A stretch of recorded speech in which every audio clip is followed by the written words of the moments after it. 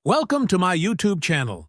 Please don't forget to subscribe, like, and share. So welcome back to our ALE review series practice quiz, and this is now part 8 of our structural conceptualization quiz. So instructions before proceeding with the quiz, it is best to get a piece of paper muna, cut lengthwise, and then write down numbers 1 to 30 so that when you are ready, you can now start with the quiz, and for every question, write down the corresponding letter of your best choice or answer from the multiple choice. And you will be given 10 seconds to finalize your answer. At the end of the quiz, count the total number of your correct answers and check your score rating. So if you are now ready, good luck. So number 1, length of embedded reinforcement required to develop the design strength of a reinforcement at a critical section. A, end anchorage. B, embedment length. C, development length. And D, critical length.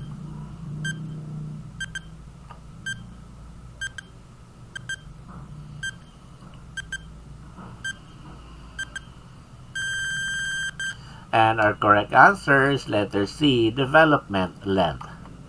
So development length is the minimum length of embedded reinforcement required to develop the full design strength of the bar at a critical section. So this is the development length.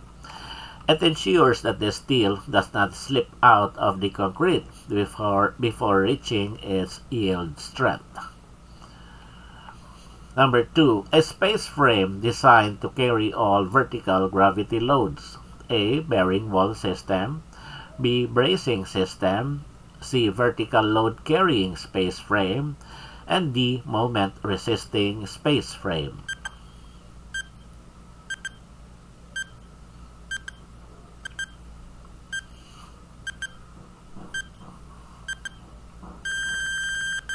And our correct answer is letter C, vertical load carrying space frame.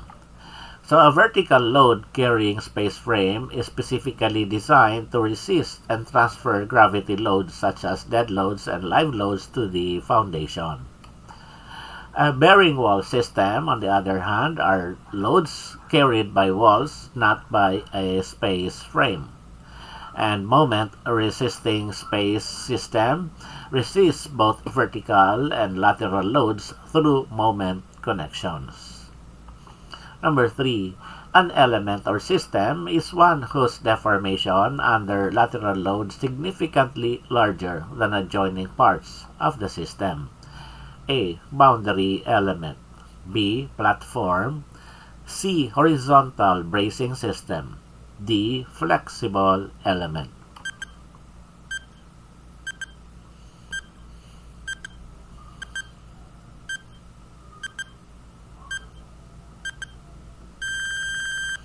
And our correct answer is letter D, flexible element. So a flexible element system is defined as one whose lateral deformation is significantly larger than that of the adjoining or connected parts. This concept is often used in seismic and structural design, where flexible diaphragms or elements behave differently compared to rigid ones. Number 4, what is a design analysis requirement considered as a basis for the structural design of buildings and structures, where the total lateral forces are distributed to the various vertical elements of the lateral force resistance system in proportion to their rigidities, considering the rigidity of the horizontal bracing system or diaphragm. A, shear and moment diagram. B, distribution or horizontal shear. C, stability against overturning. And D, horizontal torsional moments.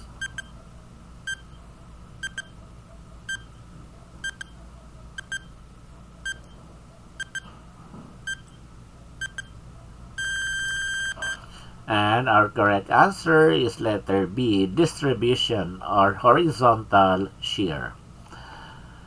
In structural design, when analyzing lateral forces like wind or earthquake loads, the total lateral load is distributed among the vertical lateral force resisting elements like shear walls, brace frames, moment frames, in proportion to their relative rigidities. So this distribution is called horizontal shear distribution. So number 5, 2-inch by 7-inch gauge 16 steel Z purlins is used on a steel truss with a roof inclination of 20 degrees. The common construction problem during purlin installation is the high probability of the purlins to deflect and bend down about the minor YY axis as a result of its dead weight and live load. What is the structural member in the steel truss framing that counteracts these compression forces? A. Purlin cross braces. B. Purlin struts. C. Purlin sagrads. And D. Purlin clits.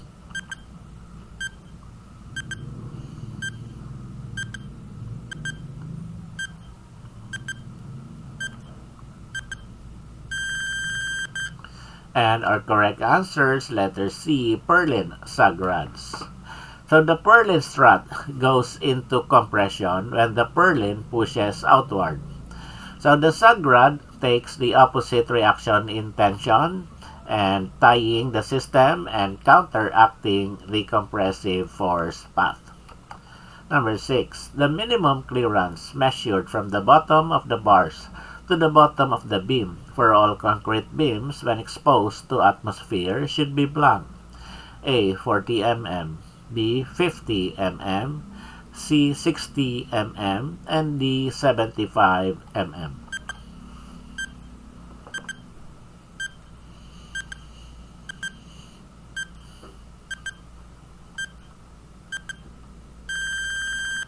And our correct answer is letter B, 50 mm. So this is for cast-in-place concrete or non-pre-stressed, the minimum cover for concrete exposed to earth or weather. For 20 mm diameter bar through 36 mm bar, 50 mm. While for 16 mm bar, MW200 or MD200 wire and smaller, 40 mm is the minimum cover. Number 7, the most important factor affecting the strength of the concrete is the blank. A. Water tightness. B. Form lumber. C. Water cement ratio. And D. Workability.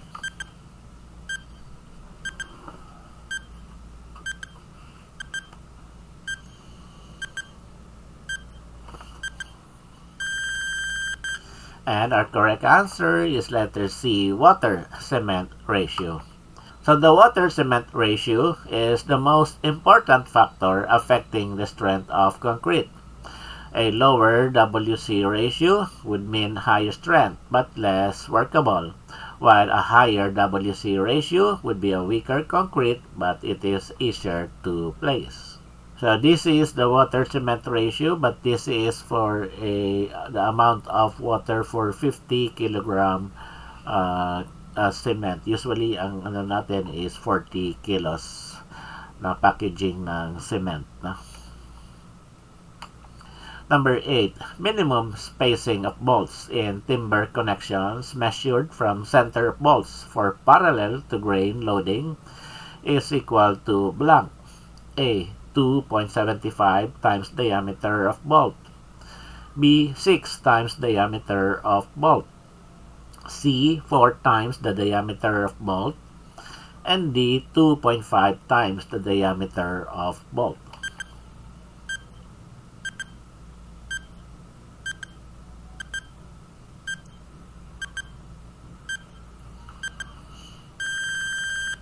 And our correct answer is letter C, 4 times the diameter of bolt. So based on NSCP and also on NDS, this prescribes parallel to grain spacing is 4D minimum, where D is the bolt diameter.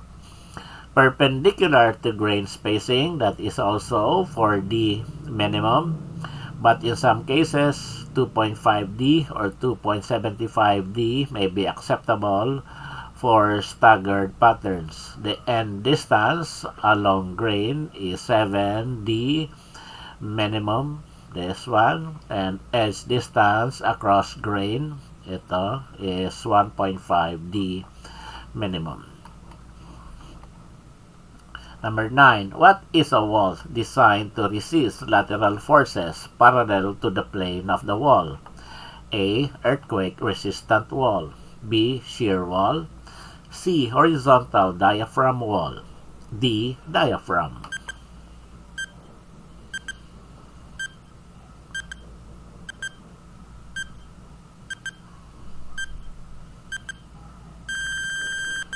And our correct answer is letter B, shear wall.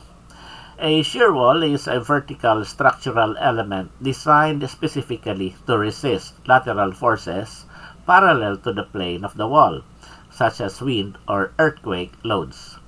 It provides rigidity and strength, helping prevent lateral displacement and structural failure. Number 10. The effect of delaying the onset of hardening and usually also for reducing the rate of the reaction of cement. A. Pozzolan. B. Lime. C. Plasticizer. And D. Retardant.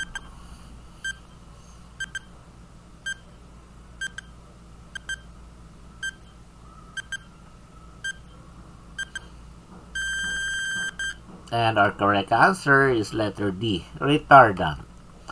So a retardant or retarding admixture is added to concrete or mortar to delay the initial setting time of cement and reduce the rate of hydration.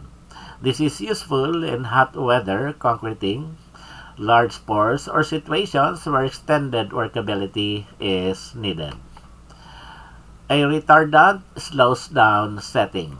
Accelerator speeds up setting, and plasticizer improves workability without adding water.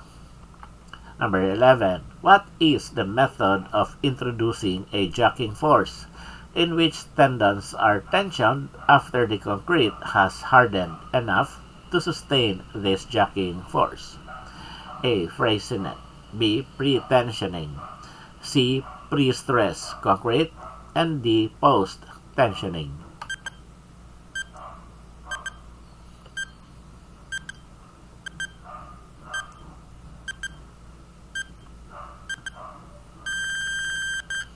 And our correct answer is letter D, post-tensioning. So in post-tensioning, the tendons or steel cables are placed inside ducts or sleeves within the concrete.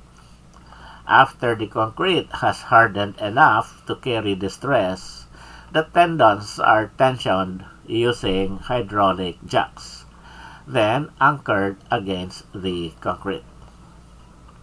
Number 12. The required maximum finished dimension size of wooden support in meters for a one-story house having a total maximum height of 5.5 meters and spacing of posts at 3.6 meters as per NBC.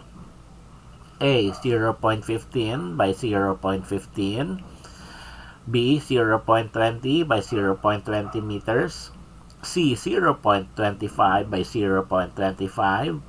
And D. 0.125 by 0.125.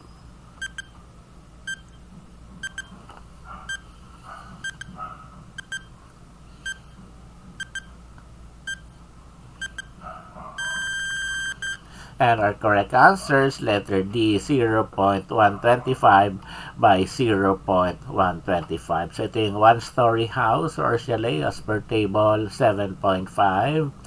And you have a maximum finish size of 125 millimeters by 125 millimeters or 0.125 by 0.125 meters. If you have a maximum height of 5.5 and spacing of posts at 3.6.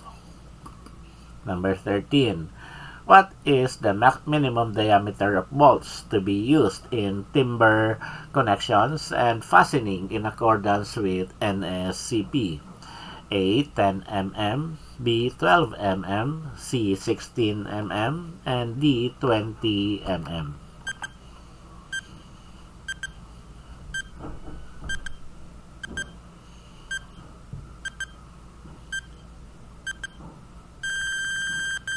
And our correct answer is letter B, 12 mm. So for foundation plates or seals, shall be bolted to the foundation or foundation wall. The steel bolts with a minimum nominal diameter of 12 mm shall be used in seismic zone 2. Steel bolts with a minimum nominal diameter of 16 mm shall be used in seismic zone 4. Number 14. Nominal strength multiplied by a strength reduction factor is A. Required strength, B. Calculated strength, C. Design strength, and D. Reduced strength.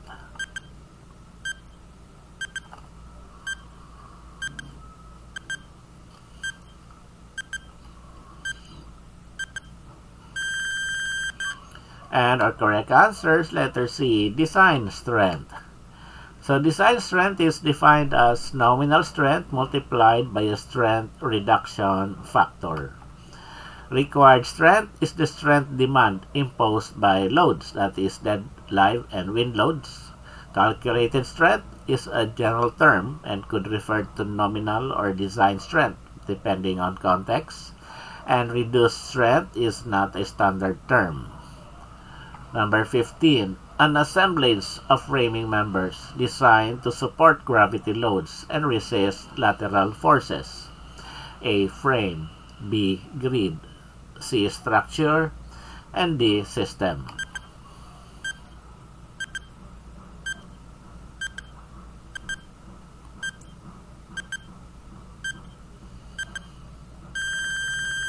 And our correct answer is letter A, frame.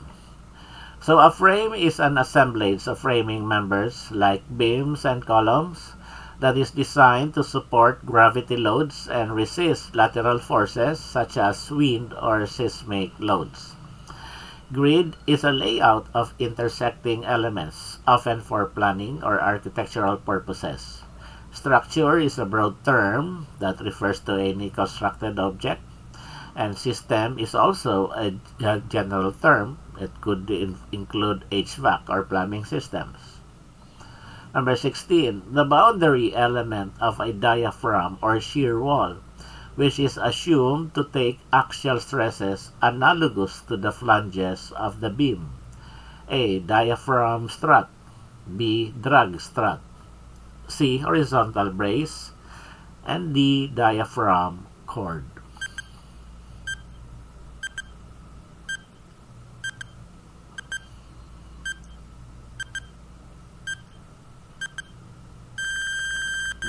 And our correct answer is letter D, diaphragm cord. So a diaphragm cord is the boundary element, typically along the edge of a diaphragm or shear wall, that resists axial forces, similar to how flanges in a beam resist bending stresses. So ito yung diaphragm cord. So on the other hand, a diaphragm strut is typically a compression member within the diaphragm. Ulit na lang. So on the other hand, a diaphragm strut is typically a compression member within the diaphragm that helps transfer shear. A drag strut transfers lateral forces from the diaphragm to vertical resisting elements like shear walls. And horizontal brace is a general term for members that provide lateral stability. Number 17. It is defined as the total designed lateral force or shear at the base of the structure. A. Gravity force, B. Base shear, C. Cantilever effect, D. P delta forces.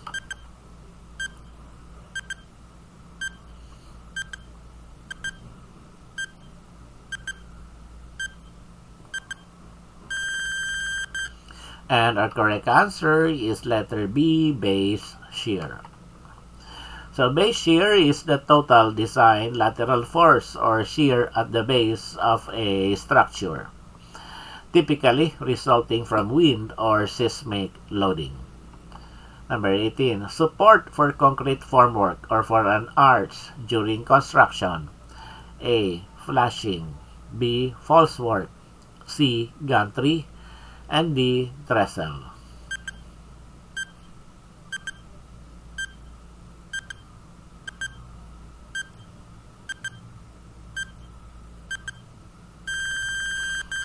And the correct answer is letter B. Falsework. So falsework is temporary support structures used to support concrete formwork, arches, or other structural elements during construction until they become self-supporting. So 19. A piece of steel plate, usually roughly rectangular or triangular, which connects the members of a truss. A. Base plate. B. Lacing. C. Tie plate. D. Gusset plate.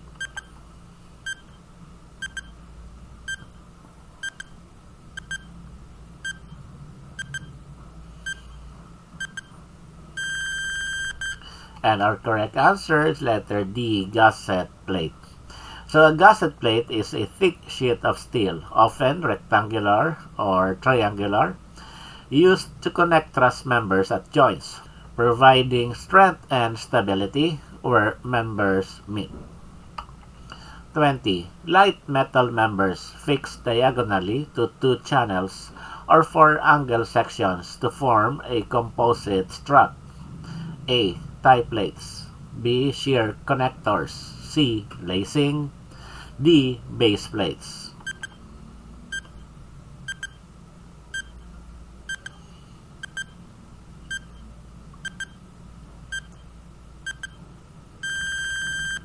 And our correct answer is letter C, lacing.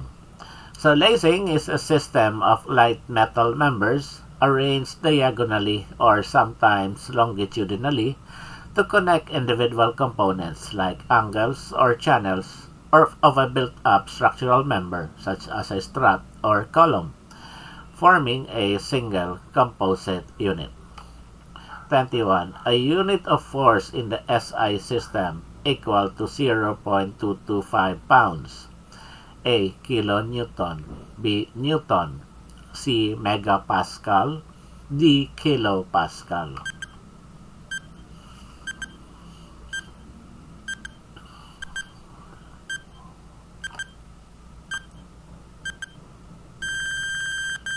And our correct answer is letter B, Newton. So a Newton, N, is the SI or International System of Units, the unit of force. So 1 Newton is equal 0.225 pounds force. 22. A stress that remains in a material from its manufacturing process. A. Buckling stress. B. Residual stress. C. Resilience. And D. Salinity.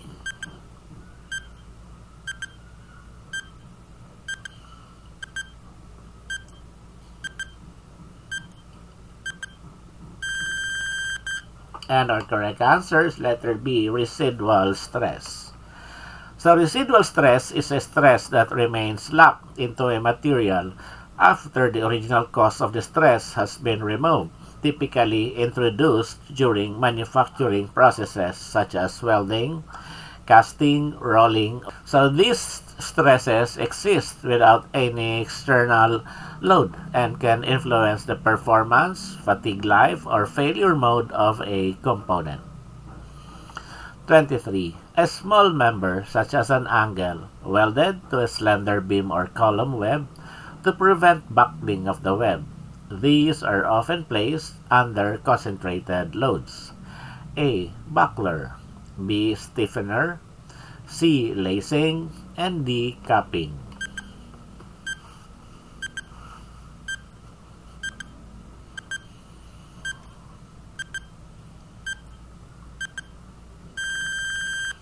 And our correct answer is letter B, stiffener. So a stiffener is a small structural element often an angle or plate, welded or bolted to the web of a slender beam or column to prevent local buckling, especially under concentrated loads. Stiffeners increase the stability and load-carrying capacity of webs by resisting out-of-plane deformation. So, ito, nilalagay nilang stiffeners. Number 24, a beam or wall projecting above a slab and monolithic with it. A canopy, B. Parapet, C. Upstand, and D. Underpin.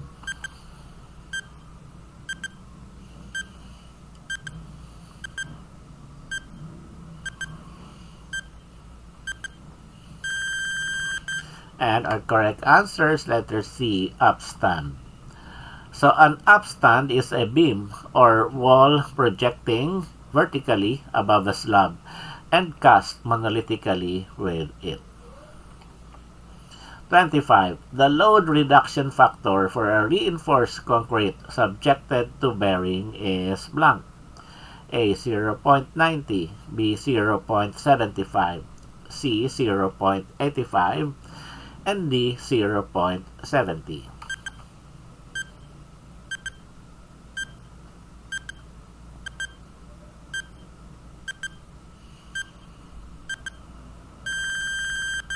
And our correct answer is letter B, 0.75. So according to the National Structural Code of the Philippines, the strength reduction factor for concrete and bearing is 0.80. So wala naman dito 0.80. So pinakamalapit is 0.75. Yung mas mababa, no? Kasi maximum is 0.8 na eh. Mas mababa yung 0.75 kaysa sa 0.85. 26. The allowable tensile stress applied on the net area of a pin-connected steel member is blank. A. 0.45 Fy, B. 0.66 Fy, C. 0.60 Fy, and D. 0.50 Fy.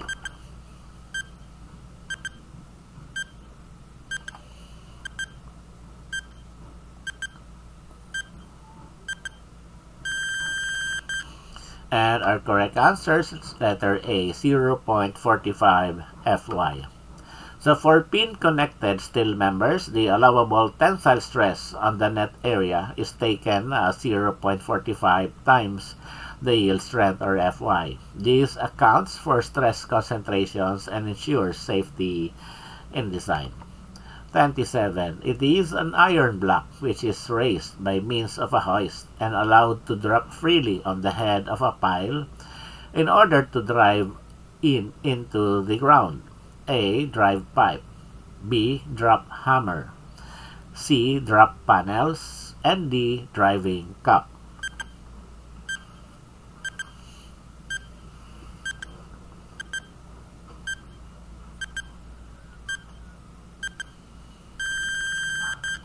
And our correct answer is letter B, drop hammer. So a drop hammer is an iron block raised by a hoist and then dropped freely onto the head of a pile to drive it into the ground. Ito yan. It is a common device used in pile driving operations to transfer energy to the pile. 28. What is the maximum permissible water-cement ratio for air in trained concrete when strength data from field experience or trial mixtures are not available if FC is 25 MPa? That is A, 0.60, B, 0.39, C, 0.50, and D, 0.49.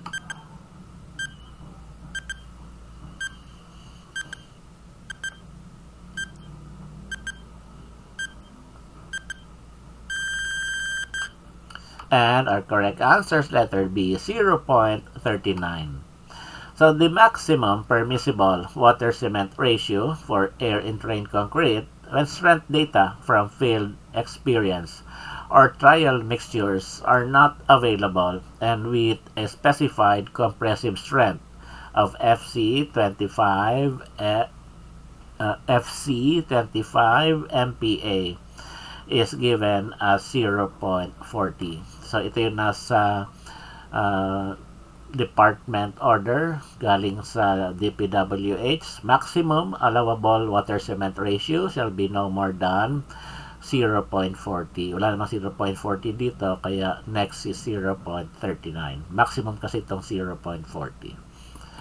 Number 29. It is a system of slab construction in which there are no beams or other projections below the bottom surface of the slab. A. Flat slab. B. Rib slab. C. One-way slab. And D. Flat plates.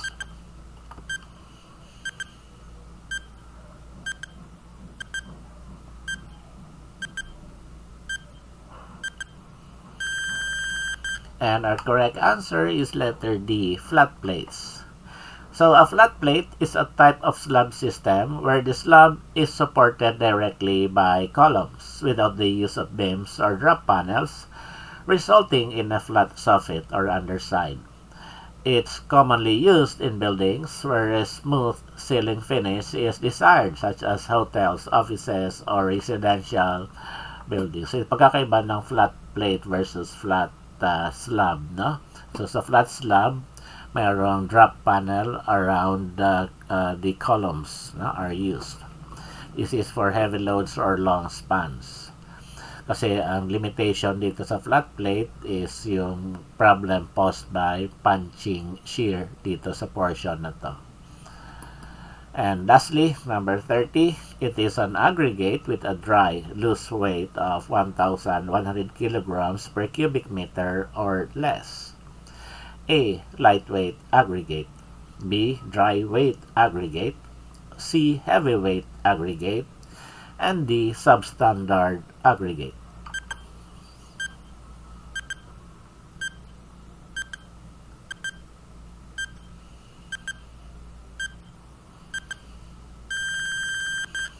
And our correct answer is letter A, lightweight aggregate.